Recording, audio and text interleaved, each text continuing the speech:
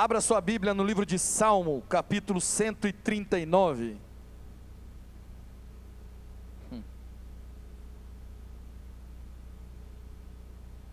Salmo 139. A gente vai ler o verso 7 e 8 ali. Para onde me ausentarei do teu espírito? Para onde fugirei da tua face? Se subo aos céus, lá está. Se faço a minha cama no mais profundo abismo, lá está também. Feche seus olhos. Pai, no nome de Jesus, eu quero entregar esse momento a Ti, Deus. Faz a Sua vontade neste lugar. O Senhor conhece cada coração, cada mente que está conectada conosco aqui nessa noite. E o Senhor pode gerar transformação no coração e na mente dessas pessoas, dos Teus filhos. Então, em nome de Jesus, eu peço, Senhor, que tudo aquilo que veio de mim, tudo aquilo que vem do meu coração, que não procede de Ti, em nome de Jesus, fique selado, Deus. Aqui, somente aquilo que vem do Teu coração, somente aquilo que vem do Teu trono, diretamente para os Seus filhinhos. No nome de Jesus eu te peço. Amém e amém. Glória a Deus.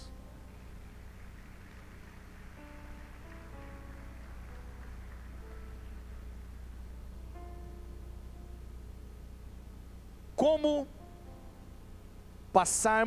enfrentarmos as diversas crises que temos em nossas vidas, situações que não contemos controle, e mesmo assim prosseguir rumo ao nosso propósito, rumo àquilo que o Senhor nos destinou.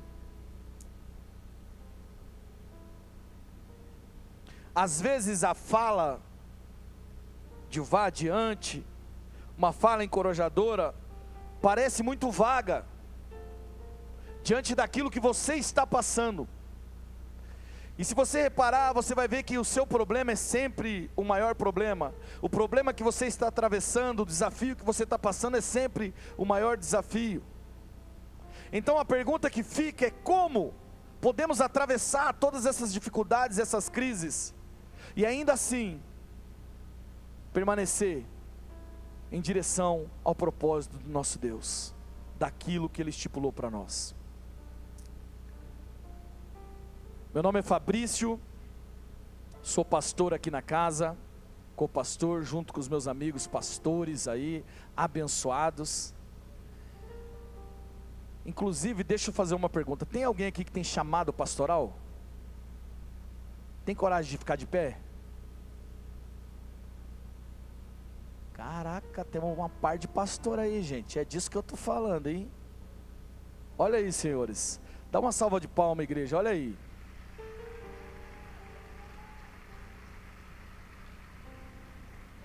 Glória a Deus, que bênção, gente, que bênção, que maravilha. Bom, você que tem um chamado pastoral, se quiser sentar aqui, ó, já profeticamente, tem lugar aqui, ó, entre os pastores. Alguém quer agir no profético, já vem para o lugar dos pastores aí, um local já foi tomado, venha, tome o seu lugar.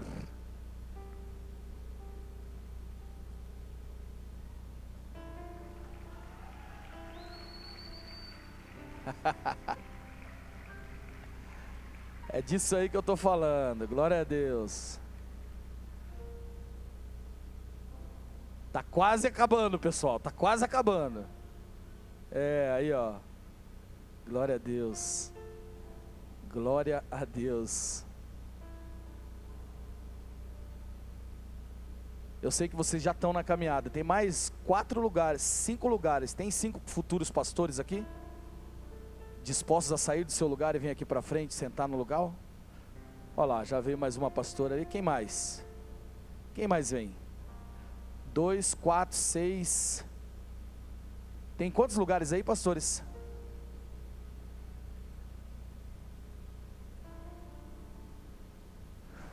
Coisa linda, pai.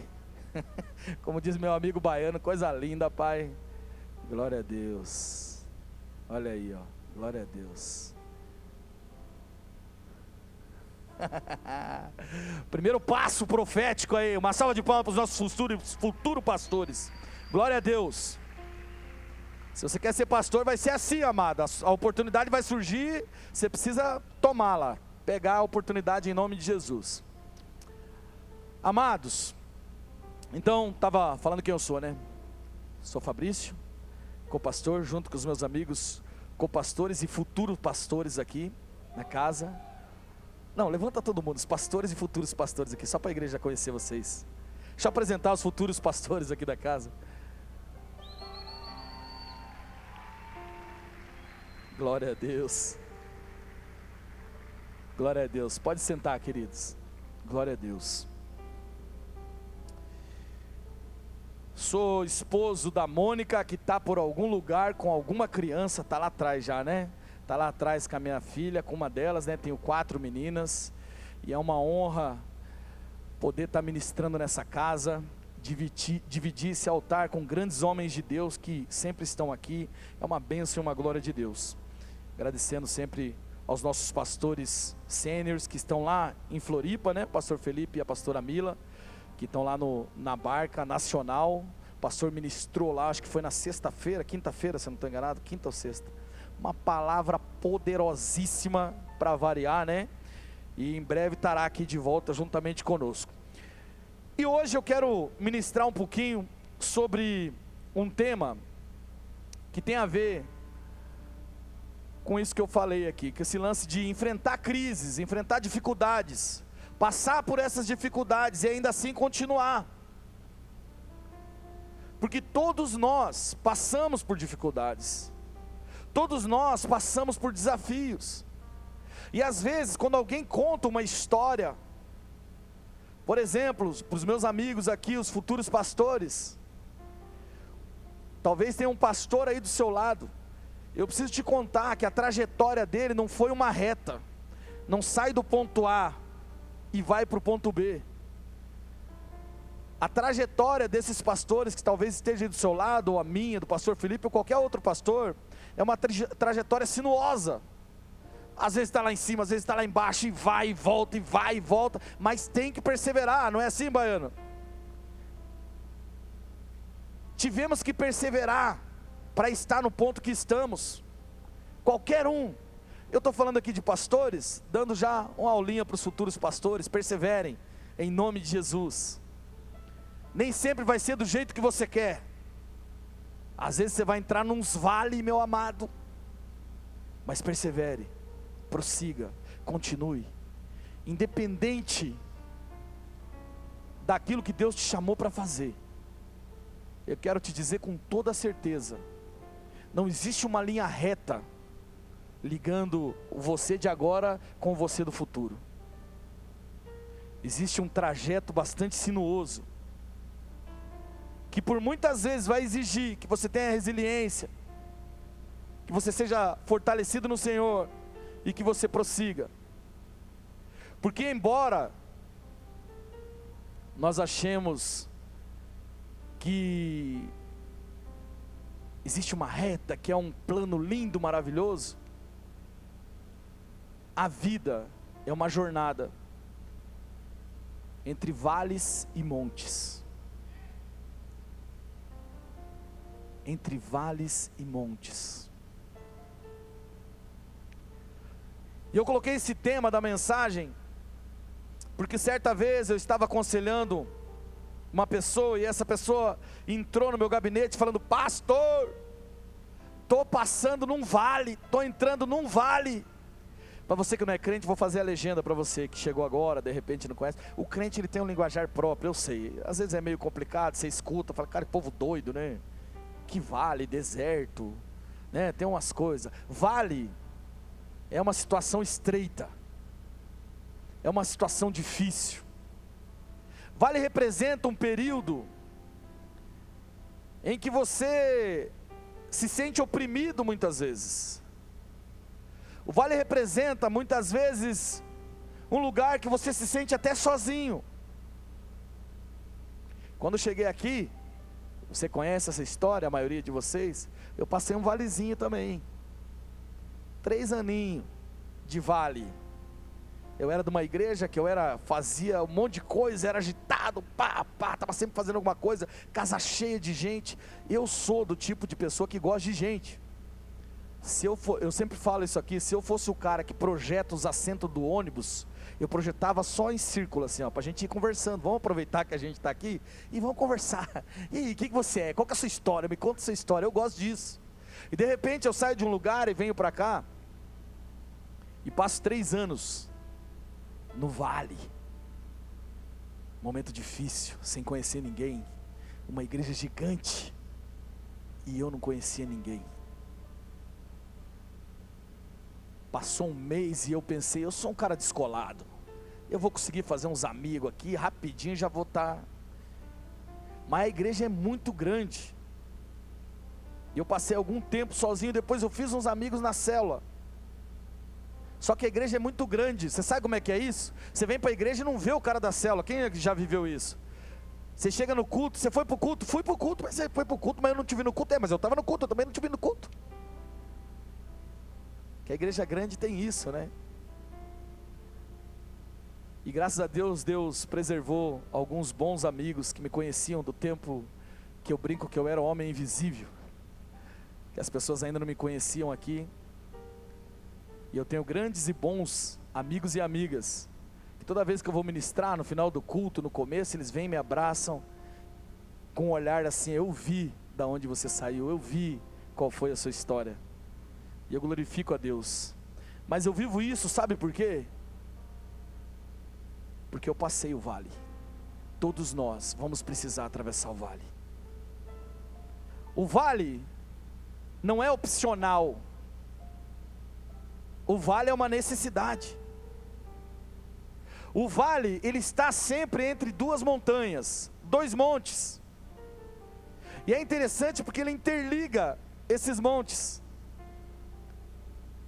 E às vezes, você está num monte que está seguro, está confortável, está de boa. E aí Deus fala assim, você precisa ir para aquele outro monte lá. E aí você fala assim, mas tem que passar um vale para chegar lá. E Deus fala, eu sei. E às vezes você fica relutando, estou falando da minha história, você fica relutando, eu fiquei 2 anos relutando, até que chega uma hora que Deus vem e dá uma voadora em você, fala assim, meu irmão, você precisa ir, essa é a hora. E aí você entra num caminho sinuoso, difícil, estreito, que por vezes você pensa assim, estou sozinho aqui.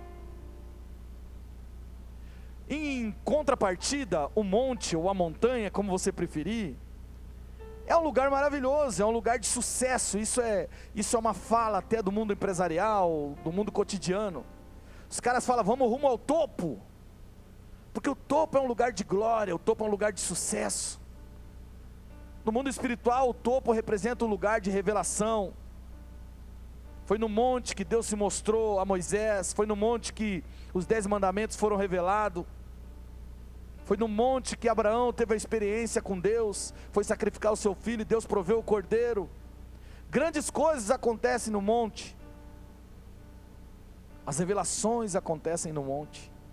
Então todos nós de alguma maneira ansiamos pelo monte, ansiamos pela montanha, ansiamos pelo cume da montanha, mas poucos de nós estão dispostos a atravessar o vale. E a verdade é que você não chega no cume da montanha se você não passar pelo vale. E para que a gente possa embasar um pouquinho mais essa história, e você não fale, o pastor falou, não falou de Bíblia, eu quero te convidar a fazer uma leitura comigo de um cara. Nós temos diversas histórias, todas as histórias, se você pegar na Bíblia e for estudar todas as histórias dos grandes homens e mulheres de Deus, você vai ver que eles atravessaram por grandes vales. E a diferença entre os que chegaram e que não chegaram foi a perseverança. Mas eu vou pegar um cara aqui que provavelmente você conhece. Abra a tua Bíblia lá no livro de Salmo 105. A gente vai ler do 17 ao 21.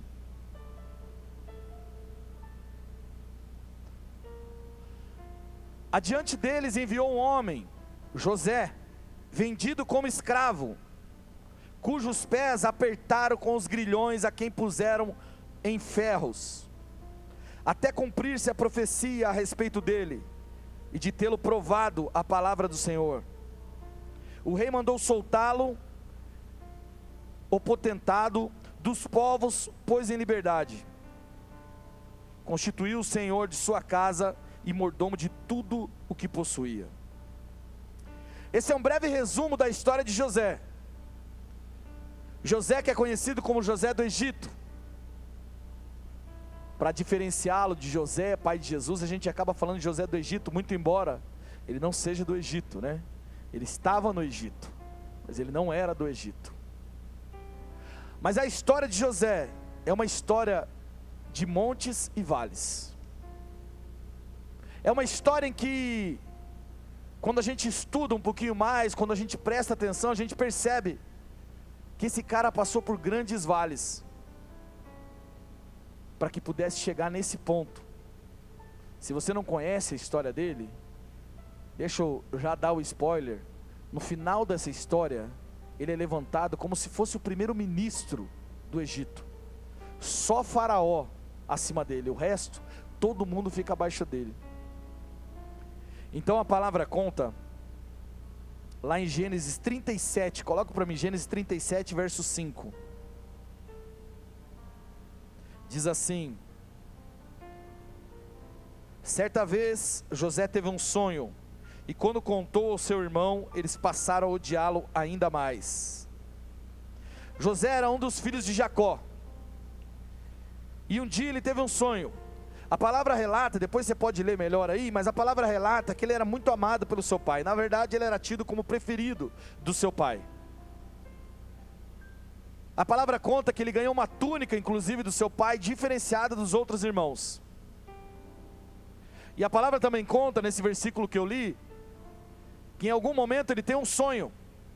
E para ser exato, ele teve 2 sonhos. Nos 2 sonhos, refere-se aos irmãos dele, e inclusive o pai também, se curvando a ele. E ele vai lá e conta esse sonho. E a partir do momento que ele conta esse sonho, os irmãos o odiam ainda mais, por conta desse sonho. E existe, eu sei disso, muitas pessoas, e talvez seja até de um acordo geral, que talvez José não devia ter contado esse sonho. Talvez ele falou para as pessoas erradas o sonho. Mas eu tenho um pensamento um pouquinho diferente, eu quero levar você para essa reflexão. Eu acho que José era assim, sabe? Ele não tinha maldade. Ele não ficava pensando no que o outro ia pensar, que o outro ia interpretar. Ele não tinha essa maldade, ele era assim. Essa era a identidade dele. E posso te falar uma coisa? Para ele viver tudo que viveu, ele precisou contar o sonho. Então foi exatamente dentro da identidade dele, dentro daquilo que ele faria comumente, normalmente, que Deus usou para empurrar ele para o plano que Deus tinha. A palavra nos conta que a partir desse episódio, ele era muito amado pelo seu pai. E quando você é amado pelo seu pai, às vezes você desperta inveja, às vezes você desperta a raiva de outras pessoas, e às vezes essas pessoas são próximas. Aqui no caso eram irmãos, o que é muito interessante, porque às vezes você olha e fala assim: mas não acredito, essa pessoa está tão próxima de mim, e por que ela tem essa raiva, por que ela tem essa inveja, por que ela não gosta de mim? Porque ela te vê como uma pessoa muito amada pelo pai. Talvez ela veja você como uma pessoa muito amada pelo seu pai. Então você tem que glorificar, falar: glória a Deus, gosta de mim, deve ser porque eu sou muito amado pelo meu pai. Glórias a Deus por isso. E sabe, é preciso ter coragem para você ser você mesmo nesse mundo atual, sabe? Porque se você ficar pensando no que o outro vai pensar do que o outro, as variáveis que tanta gente pode pensar, às vezes você deixa a sua autenticidade de lado. Você deixa de ser quem você é para agradar o próximo. E talvez, se José tivesse feito isso, ele não teria vivido o chamado dele. Se José tivesse guardado a túnica dele escondida lá no cantinho, falando, não, vou deixar aqui para não despertar a inveja dos meus irmãos, talvez ele não tinha vivido o que viveu. Ele precisou de coragem para se vestir com a túnica diferente dos seus irmãos. Ele precisou de coragem para falar da maneira que ele gostava, da maneira que ele era. Para você viver o seu chamado, você precisa ter coragem. Para você viver o seu chamado, você precisa entender que às vezes vai ser necessário passar por alguns vales. Imagine comigo, José, porque agora ele contou isso, a galera está com raiva, e aí o pai dele fala assim, ó, José, vai lá ver os teus irmãos e tal, e aí ele sai para ver os irmãos, e aí ele chega no lugar, um homem fala, olha, eles estão um pouco mais para lá, e ele está indo em direção, e há um versículo específico que diz que os irmãos olham para ele e dizem, lá vem o sonhador. Se você for esse tipo de pessoa, que as pessoas dizem assim, ó, lá vem o sonhador, glorifica ao Senhor, porque José era esse tipo de pessoa. José era o cara que as pessoas chamavam de sonhador. E José se aproxima deles com um detalhe,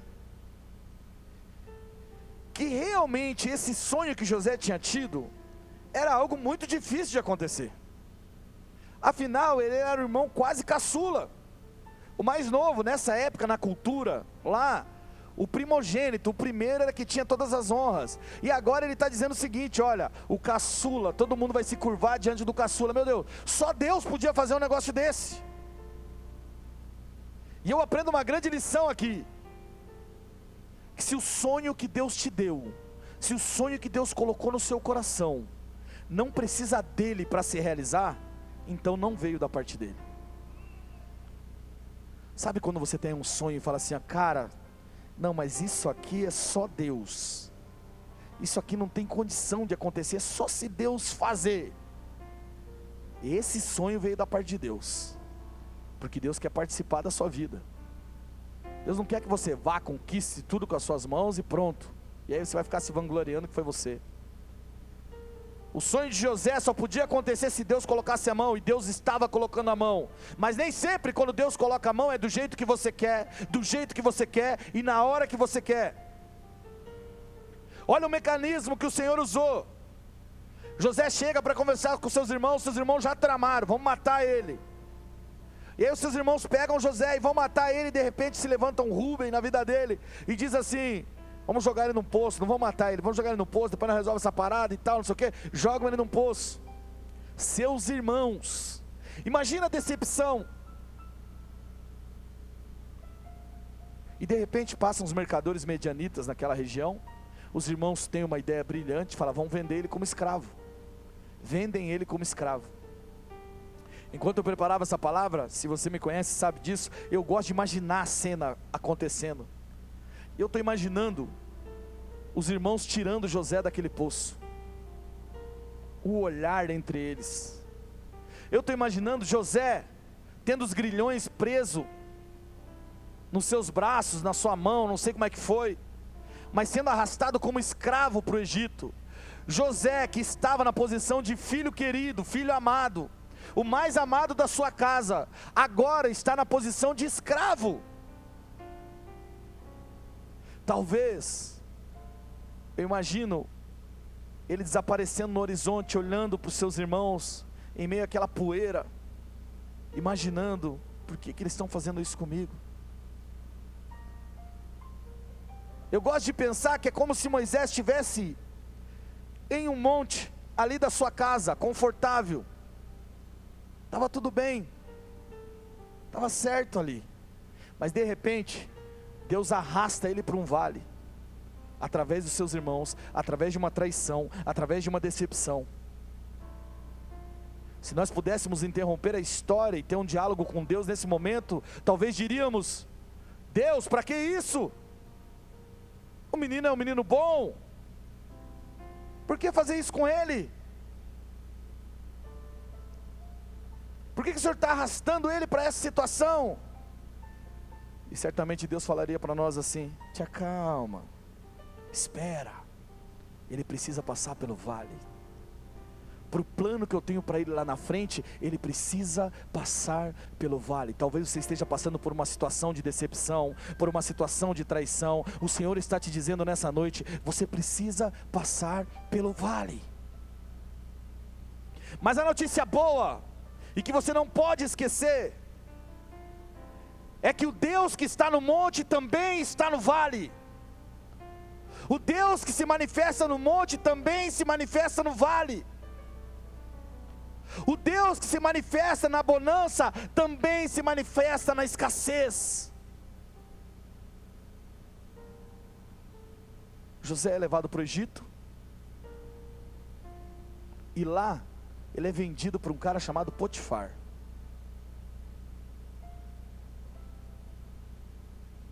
Potifar é um comandante de Faraó. José não sabe, ainda não sabe, o que Romanos 8 diz. Os irmãos de José não sabem o que Romanos 8 diz.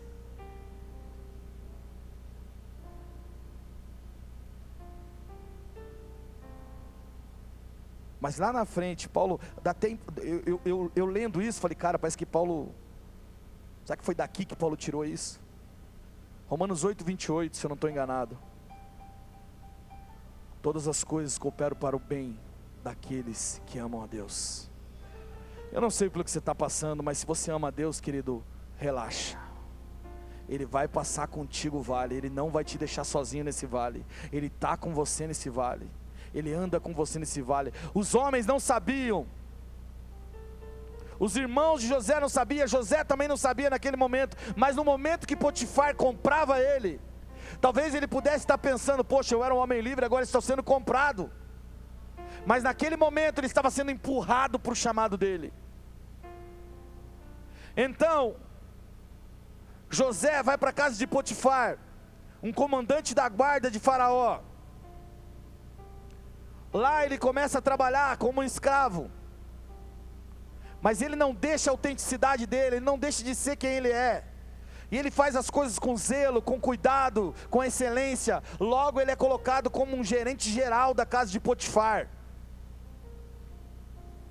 Logo ele é colocado numa posição de destaque na casa de Potifar. Ele está agora exercendo a unção que há sobre ele. Qual é a unção que há sobre José? Uma unção de governo. Há uma unção de governo sobre a vida de José. Mas antes de governar o Egito, ele vai ter que passar pela casa de Potifar. Antes de você chegar no cume da montanha, você vai ter que passar pelo vale. E lá na casa de Potifar, então, ele se torna um administrador, um gerente, cuida dos negócios. E está tudo lindo e maravilhoso. Eu chamaria isso de mais um monte. Ele passou por um vale ali da escravidão, agora está num lugar bom. Agora ele conseguiu se sobrepor às outras pessoas. Ele está ali fazendo o seu exercício, cuidando das suas coisas. E eu imagino que a casa de Potifar era uma casa abastada, era uma casa que tinha bastante recurso. Uma casa boa para administrar, porque é bom administrar lugar que tem bastante recurso, né? Quando você está administrando poucos recursos é mais difícil. Agora quando você está cuidando de bastante coisa, tem comida à vontade, tem isso à vontade, pode fazer isso, fazer aquilo, maravilha. Mas ele está ali exercendo o governo, está bem, está maravilhoso. A história podia acabar por aí, só que não. Em um determinado momento, a esposa de Potifar olha para José,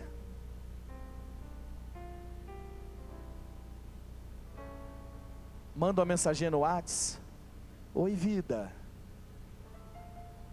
Identificou, né? Como é que anda a vida? Como é que você está? Quanto tempo?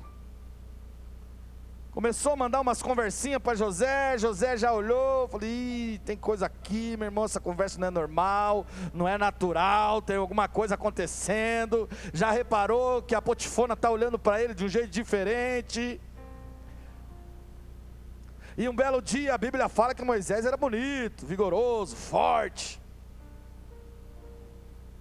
José, falei quem? Meu Deus, coloquei Moisés aí, ó. Depois, tá? Moisés depois. Desce daí, Moisés. É isso aí. Desce daí, Moisés. É José que tem que ficar aí. Meu amado, a mulher de Potifar então canta Moisés, ó, canta José. Moisés, fica aí, cara, depois você entra. E José, em um determinado momento, dentro da casa, ela tenta agarrar ele. Pega as roupas dele, ele sai vazado, deixa as roupas lá. E essa mulher faz a primeira fake news da história. Começa a espalhar que ele tentou agarrar ela. Falou assim: olha, ele tentou me agarrar, esse safado. E aí o marido dela chega, acredita nela e manda prender José.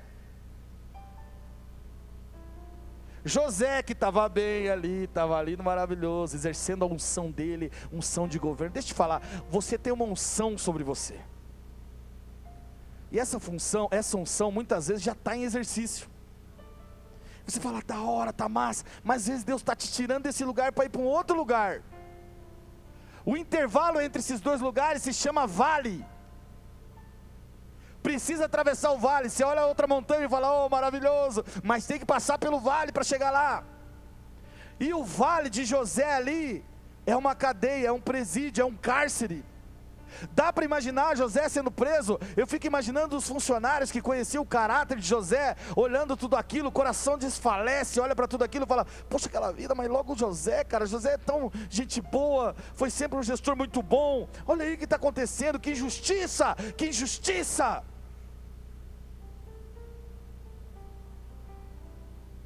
E cá entre nós também, se estivéssemos lá, avaliaríamos assim, e talvez olhássemos e falassemos, sei não se José não fez nada, Deus não ia deixar isso acontecer. Por isso que o Senhor fala para você tomar cuidado com os julgamentos, fala para você não julgar, porque às vezes você está mexendo num plano de Deus. Olha o plano de Deus aqui, o cara foi acusado, gente, e se a gente estivesse lá, já ia pro Instagram, fez, tem que pagar, tá pensando o quê? Só porque cuida do negócio aí vai ficar ileso, porque a gente tem sede de justiça, mas a nossa justiça é como trapo de imundícia, diz o Senhor.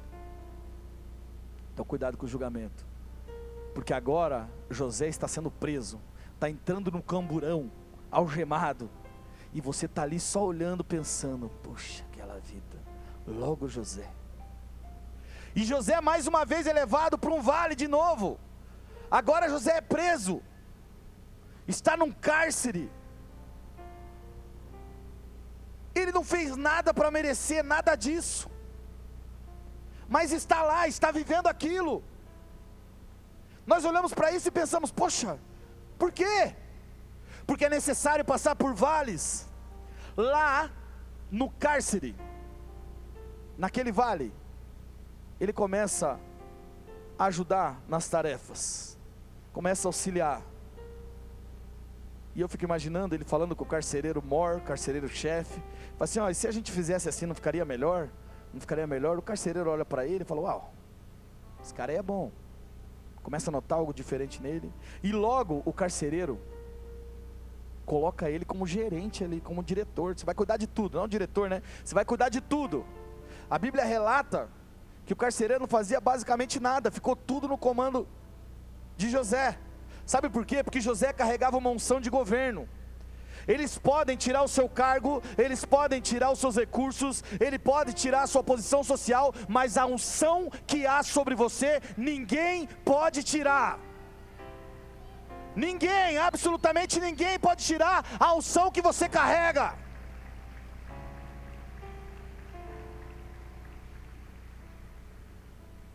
Alguém pode bater na sua reputação, porque bateram na reputação de José. Alguém pode te machucar seu coração, mas ninguém pode tocar na unção que Deus derramou sobre você.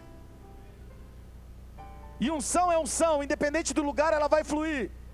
Então agora ele está num cárcere, e sabe o que eu imagino? Eu estava comentando com a minha esposa hoje. Um cárcere é um lugar onde os recursos não são à vontade. Os recursos são mais limitados. As pessoas não se importam com quem está no cárcere. Elas pensam, está lá, tem que pagar. Elas não se importam se essa pessoa está lá justamente ou injustamente. Elas só pensam assim, está lá, tem que pagar. Então o cárcere é um lugar onde os recursos são mais limitados, a situação é mais difícil. Mas lá naquele lugar, José também está gerenciando, também está cuidando.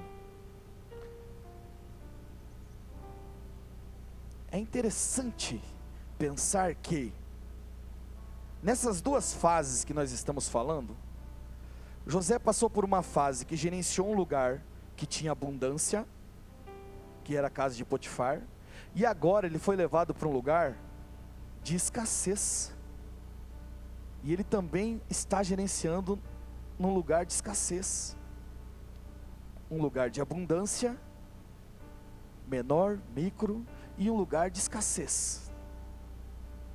Um dia, 2 homens são presos, um copeiro e um padeiro, copeiro e padeiro chefe.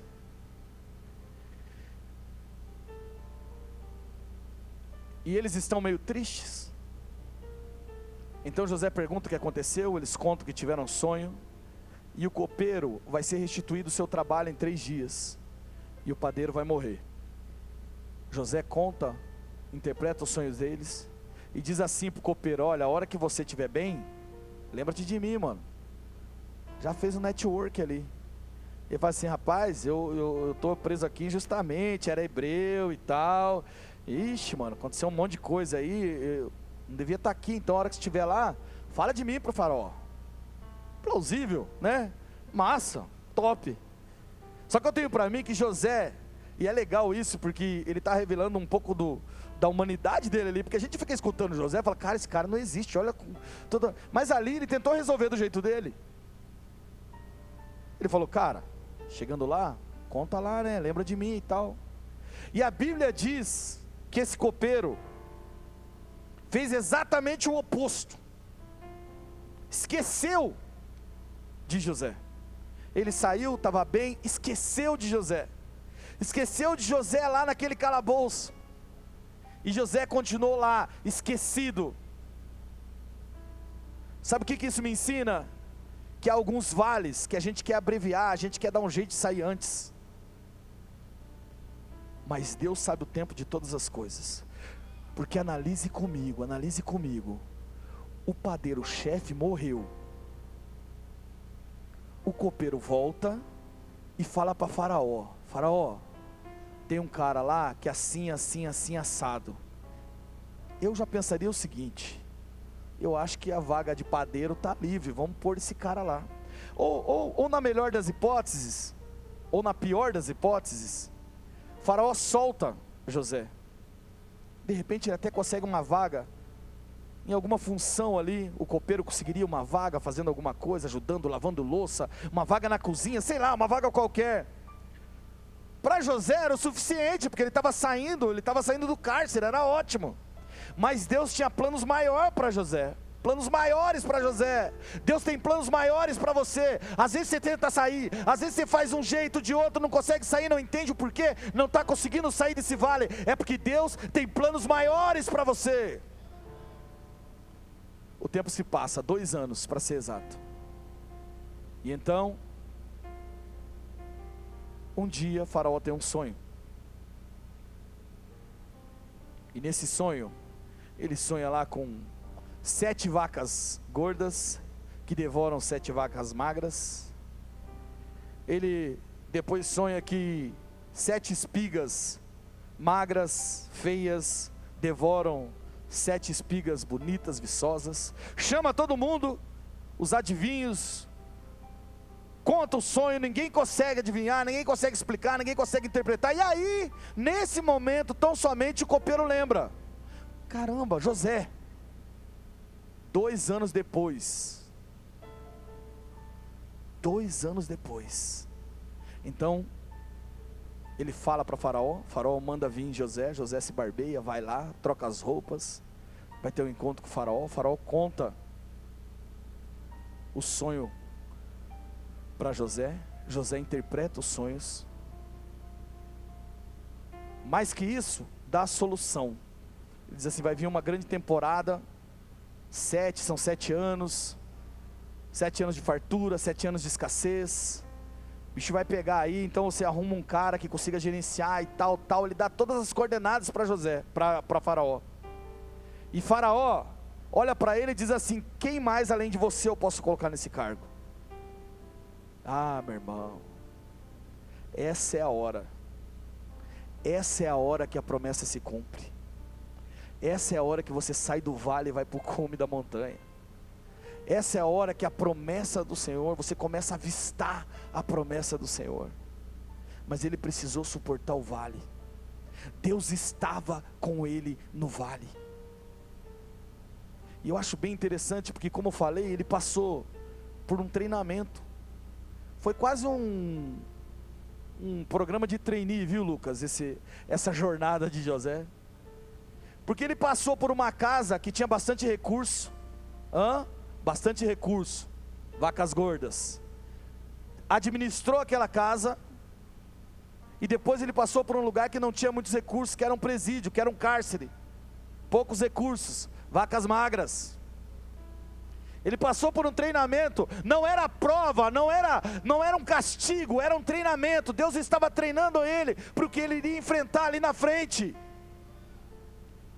Deixa eu te falar, querido, eu sei que agora está doendo, eu sei que agora está difícil, eu sei que você não consegue entender, mas é um treinamento. Já já você vai entender, já já você vai compreender, já já você vai compreender que Deus estava melhorando a sua capacidade cognitiva de entender as situações, de como administrar em situações diferentes.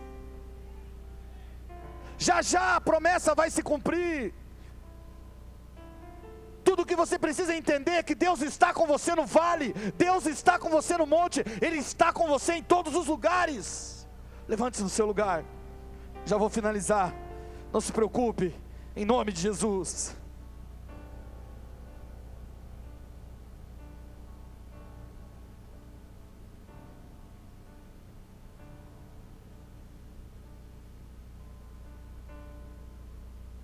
Gênesis 42:6 diz: José era o governador do Egito, e era ele quem vendia trigo a todo o povo da terra. Por isso, quando os irmãos de José chegaram, curvaram-se diante dele com o rosto em terra. Você sabe o que está acontecendo aqui nesse versículo? O sonho que foi dado a Moisés lá anos atrás, agora está acontecendo. Mas entre José teve um sonho, e o sonho se realizar, houve um caminho de vales e montanhas, vales e montes. Então você precisa entender o segredo de José, um segredo que José carregou na manga. Porque quando você for ler, eu não vou ler aqui que não vai dar tempo, mas se você for ler, você vai ver que Potifar, em um dado momento, entrega a administração da sua casa para José, que o carcereiro, em um dado momento, entrega a administração do cárcere para José, e que Faraó, em um dado momento, entrega a administração do Egito para José. Se você for ler, eu desafio você, vá ler depois na tua Bíblia e procura um versículo antes desses homens entregarem a administração. Você vai ver o que aconteceu, qual foi o motivo pelo qual eles entregaram. Porque eles viam que Deus era com ele. Ei, Deus está no vale, Deus está também na sua dificuldade, Deus está com você em todos os lugares. Quando você entende isso, querido, você não baixa a cabeça para a circunstância. Então o grande diferencial de José era a presença de Deus. Era a presença de Deus na dificuldade, era a presença de Deus na bonança, era a presença de Deus na escassez. Nós precisamos parar com o nosso pensamento. Quando vem uma escassez, quando vem um momento de vale, a gente fala: ah, Senhor, o Senhor me abandonou. Não, Ele está com você, e é a presença dEle que vai te levar para o próximo monte, é a presença dEle que vai te levar para a próxima montanha.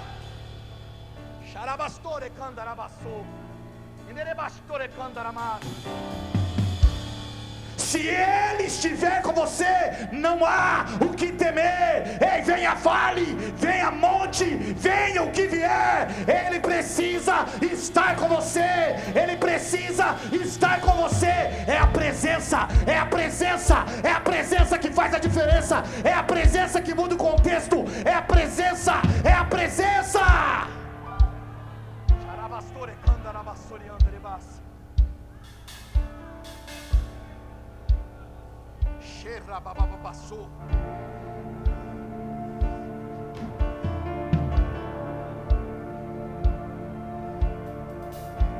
José não se nega a passar pelos vales, mas José está a caminho do sonho que Deus deu. Ei, você não precisa se negar a passar pelos vales, mas precisa entender, você está indo a caminho do destino profético que Deus colocou na sua vida. Tá difícil, tá doendo, mas você precisa continuar, porque Ele é contigo, foi Ele que te deu esse sonho, então você precisa continuar marchando.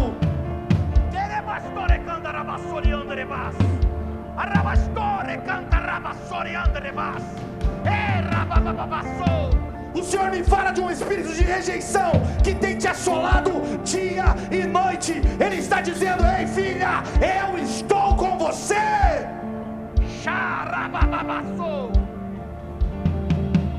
Tudo que você precisa é da presença dEle.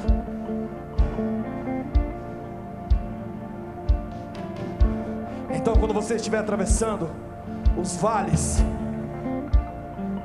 e vale é diferente de deserto. Se você vacilar, você fica morando no vale, mas o vale não é o seu destino final. No vale você precisa aprender. É o vale que te prepara para o cume, é o vale que te prepara para o monte, é o vale que te leva ao monte. Então pare de ficar encostado em uma árvore, chorando, reclamando. Olha o que Deus está te ensinando nesse vale. Quais são os ensinamentos que Deus está trazendo para você nesse vale? Ei, Deus é um Deus de vale, Deus é um Deus de monte, Ele está em todos os lugares, você não pode se esconder dEle. Ele é pastor, é candarabás. E talvez essa noite você esteja aqui por conta de um vale, por conta de uma dificuldade que você tem enfrentado. E talvez o vale te trouxe até aqui. E se o vale te trouxe até aqui, é porque Ele quer pegar na tua mão e te levar para um monte, te levar para uma montanha. Não há mais tempo de ficar reclamando, não há mais tempo de ficar retrocedendo, porque nós não somos daqueles que retrocedem, mas somos daqueles que avançam, somos daqueles que com fé em Jesus, o Cristo, continuamos avançando, porque o Rei nos ordenou. E quando você estiver passando pelo vale, imagina o vale, pode apagar as luzes para mim. Imagina o vale, feche seus olhos aí agora, feche seus olhos, estamos finalizando. Imagina o vale, aquele lugar um pouco sombrio, temeroso, e você está com medo, você não sabe o que vai acontecer, você está apavorado, para ser exato, mas você sabe que precisa atravessar esse vale, precisa atravessar, precisa passar. Esse vale vai preparar você, esse vale está te levando para esse novo estágio.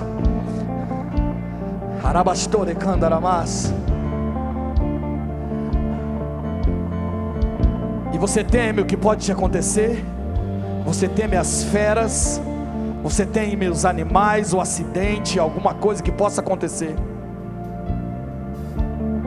Mas você precisa lembrar que o leão da tribo de Judá está com você. O leão da tribo de Judá é o rei da selva, meu irmão. Quando ele ruge, os seus oponentes ficam paralisados, eles não conseguem avançar. Talvez eles tinham um plano de avançar, mas aí o leão lá atrás ruge, e tudo para no vale e na colina. Todos os animais respeitam, ficam parados, porque ouviram o rugido do leão. Quando o leão ruge, a segurança vem. Quando o leão ruge, você continua a marchar. Quando o leão ruge, você lembra do seu propósito. Quando o leão ruge, você continua marchando em direção ao destino profético. O leão está rugindo nessa noite. O leão está gritando no seu ouvido, dizendo: eu estou com você. Não há o que temer. Não há o que temer. A rejeição está tentando te segurar. O desprezo tenta te segurar. Ei, não é culpa do homem, não é culpa do sistema. Eu te trouxe para esse vale, mas eu saio com você desse vale, diz o Senhor.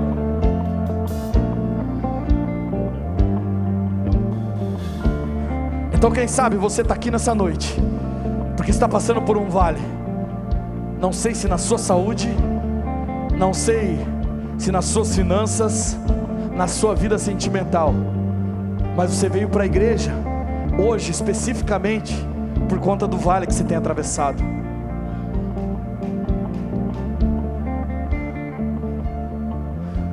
Acabou o tempo que você temia os vales. O leão está rugindo atrás de você, mostrando que você não está sozinho. Acabou o tempo em que você temia os vales. É hora de você levantar a cabeça e ter alegria em passar o vale. É hora de você falar: ah, meu irmão, eu estou a caminho do destino profético.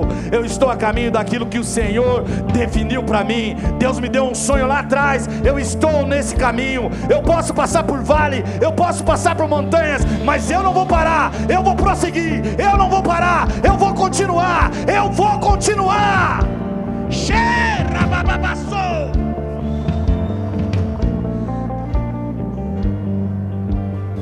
Quem sabe você está aqui nessa noite, longe dos caminhos do Senhor. Você é como aquele que entrou no vale e desistiu de caminhar, porque achou que estava sozinho. Mas o Senhor está falando: você nunca esteve sozinho. Eu estava com você. José não estava sozinho na casa de Potifar. José não estava sozinho quando estava como escravo no Egito. José não estava sozinho quando estava preso no calabouço de Faraó. José nunca esteve sozinho. Você nunca esteve sozinho. Mas hoje é dia de conserto. Hoje é dia de você aceitar o senhorio de Jesus na sua vida, de você se voltar para Ele, entender que o vale é um processo, e sem processo você não alcança a promessa. Está difícil, está doendo, mas é o seu vale, você precisa atravessar.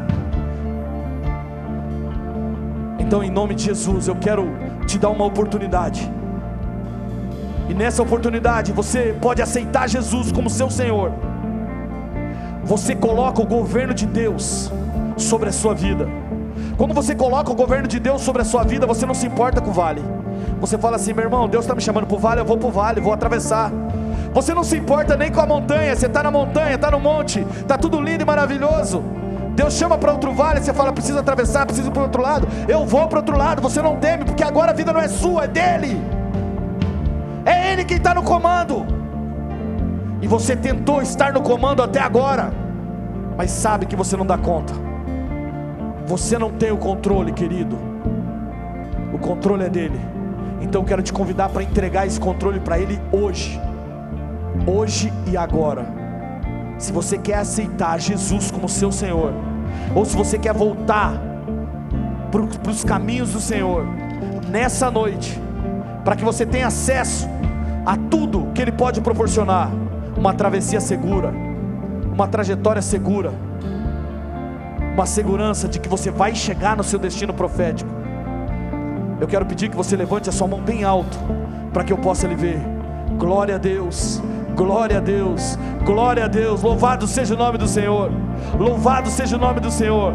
Deixa eu te falar, você que levantou a sua mão, você está aceitando Jesus como seu Senhor, como seu Salvador. Ele passa a estar no controle da sua vida. Essa é uma decisão séria, mas é a melhor decisão da sua vida. Através dessa oração que você vai fazer, o seu nome passa a estar escrito no livro da vida. Você tem acesso à eternidade. Satanás pode te dar carro, casa, fama, status, mas a eternidade só Jesus pode te dar. Então deixa eu perguntar de novo: você quer aceitar Jesus como seu Senhor? Levante sua mão bem alta, eu quero te ver de novo. Eu quero te ver mais uma vez, levante a mão. Glória a Deus, louvado seja o nome do Senhor. Louvado seja o nome do Senhor. Eu vejo muitas mãos levantadas. Louvado seja o nome do Senhor. Aplauda o Senhor por essas pessoas.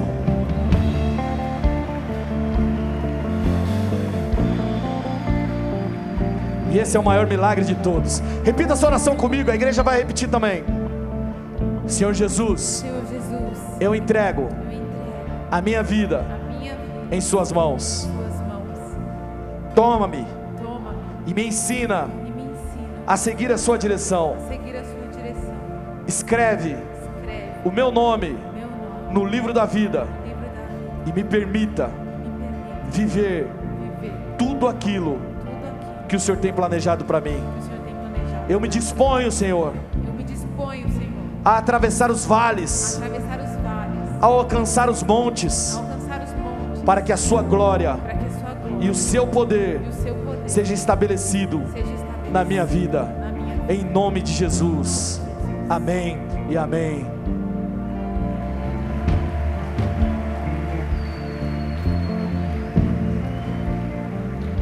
Você que levantou sua mão, eu quero fazer uma oração por você. A igreja continua com os olhos fechados. Levanta sua mão de novo, bem forte. A palavra diz que aquele que publicamente aceita Jesus e crê em seu coração, o Senhor também te aceita. Mas aquele que nega, o Senhor também negará. Então levanta sua mão bem alto, você que aceitou Jesus. Pai, olha para cada mão levantada. O Senhor conhece o coração, conhece o que essa pessoa passou até aqui, e o Senhor sabe de todas as necessidades. Escreve o nome dela no livro da vida, e que ela possa viver, Senhor, confiante no Senhor, que ela possa atravessar as dificuldades com a sua presença, sabendo que o Senhor está ali, no nome de Jesus. Amém e amém. Você que aceitou Jesus, eu quero te fazer um convite. Ali na lateral nós temos os nossos irmãos do Boas-Vindas. Tem ali, está escrito Boas-Vindas. Tem vários irmãos ali com a prancheta levantada. No final tem um café para você naquela sala ali. Tem um café, um presentinho. Passa lá, deixa o seu nome. A gente quer orar por você. A gente quer entrar em contato com você e te ajudar nessa caminhada, em nome de Jesus. Amém? Eu queria convidar os diáconos já para irem distribuindo a ceia. Nós vamos ceiar em lembrança ao sacrifício de Cristo naquela cruz. Pode ir distribuindo já. Vou pedir para vocês sentarem, e à medida que você for recebendo, você vai levantando para a gente conseguir ter uma leitura aqui de quantas pessoas já receberam.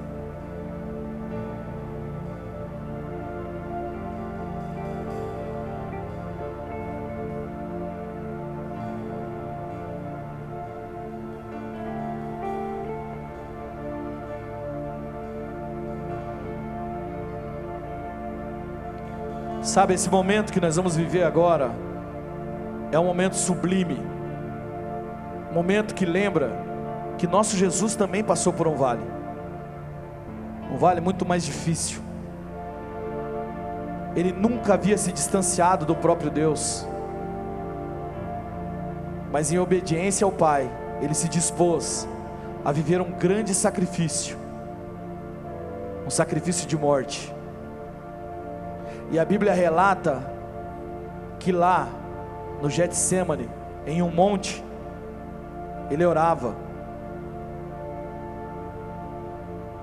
e o seu estresse era tanto, sua agonia era tanto, que ele chegava a ter uma sudorese, ele sangrava, ele suava sangue, tamanha apreensão do que iria acontecer. Alguns teólogos e teóricos dizem que talvez ele estivesse apreensivo com todo o sofrimento que ele passaria dali a pouco. Já outros, e nesses eu gosto de acreditar, que essa agonia era de saber que por alguns instantes ele ficaria longe de Deus, porque ele carregaria o pecado de toda a humanidade sobre os seus ombros. Até ali ele não tinha pecado, querido. Se você pegar a ceia, vai levantando, tá, querido? Até ali ele não carregava pecado algum, mas ele ia colocar em seus ombros todos os pecados da humanidade. Sabe quando você faz alguma coisa errada e você fica com aquele coração, aquele sentimento ruim, aquela coisa, sabe, indigesta, apertado? Agora imagina isso em grande escala. Imagina o que ele passou por mim e por você. Ele atravessou esse vale, um vale sombrio e muito difícil, mas no terceiro dia ele ressuscitou, ele venceu a morte. E ele diz para você assim: nesse mundo tereis aflição, mas tem de bom ânimo, eu venci o mundo. Então quando você pensar nos vales da sua vida, lembre-se, ele venceu, eu preciso continuar.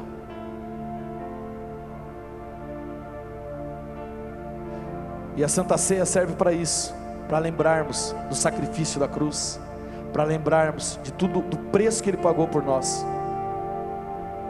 para lembrarmos do quanto o Senhor nos ama. E por isso celebramos a ceia aqui no Bola de Neve mensalmente, relembrando desse sacrifício na cruz. Não é só um ritual, querido, não é só um momento, é um tempo de reflexão, em que você pensa, em que você analisa e lembra que ele pagou um preço na cruz por você e por mim, preço de morte. Ele atravessou o vale da sombra da morte por mim e por você. Alguém não recebeu? Levanta sua mão se você ainda não recebeu. Ó, tem alguém aqui no meio aqui. Ali, ó. Os pastores podem subir aqui, os pastores, presbíteros, galera da casa pode subir aqui daí.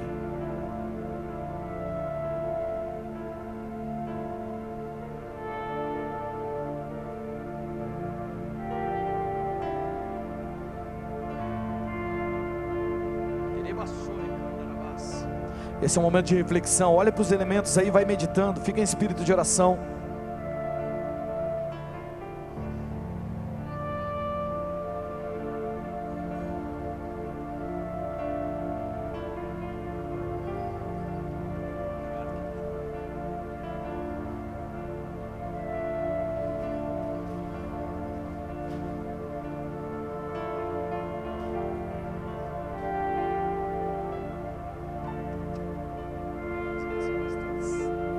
Deus de Jacó, grande eu sou,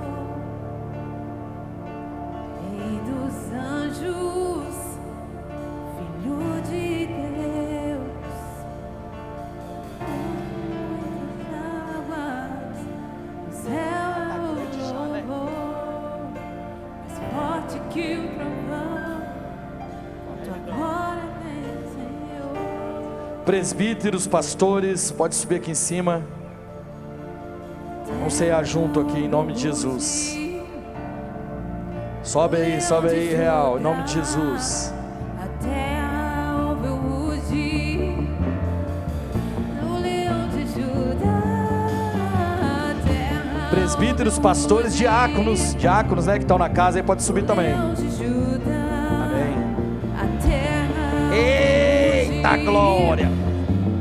do leão de Judá. Rugir, rugir, rugir. A profecia de Sião,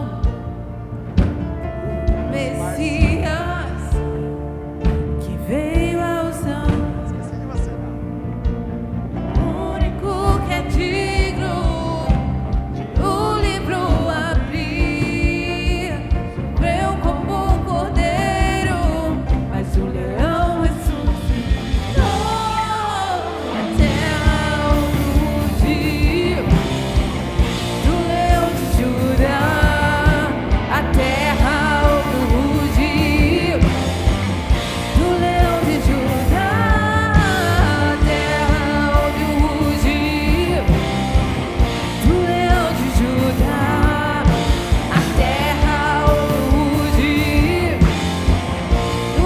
ficaram?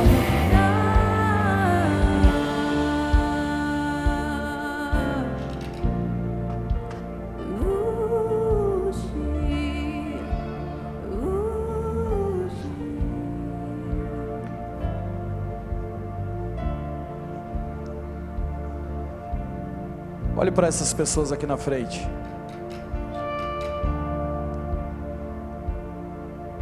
Vocês não sabem, mas elas enfrentaram muitos vales. E às vezes ainda estão enfrentando. Essa é uma jornada constante até que o Mestre venha. Vale após vale, monte após monte. Elas prosseguem, mesmo quando o coração aperta, mesmo quando a vontade é contrariada. Elas prosseguem, elas não desistem, elas continuam. Pessoas como vocês,